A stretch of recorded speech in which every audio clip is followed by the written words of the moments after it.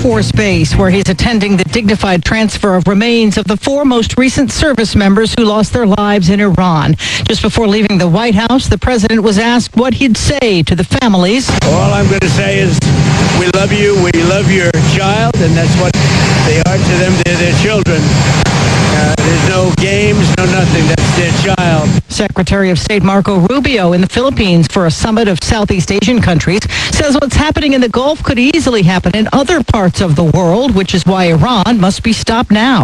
If we create a precedent in the Middle East where a nation state can decide that they are going to control an international waterway, charge a toll, and if you don't pay them, blow up your ships, we have created a very dangerous precedent which will repeat itself in other parts of the world, including in this region. The family of Nolan Wells has released independent autopsy results for the 18-year-old who died after a boat excursion with friends to a barrier island off Mississippi on the 4th of July. Family lawyer Ben Crump. Cause of death undetermined, pending investigation. Local law enforcement says Wells was suspected to have drowned. OpenAI CEO Sam Altman heads to Washington next week to discuss the next generation of artificial intelligence.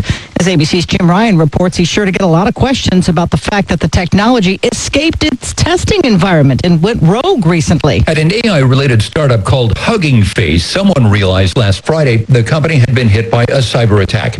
It wasn't a foreign actor or a domestic terrorist that had breached its system and stolen login data. It was an OpenAI agent that had discovered vulnerabilities in Hugging Face's security and decided on its own to break in. Tropical storm Bertha headed for landfall in Louisiana later today. You're listening to ABC News. This is your Pacific Pulse. I'm Senior Airman Maria Washler.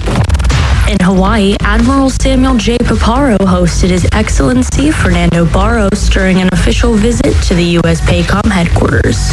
They reaffirmed to strengthen interoperability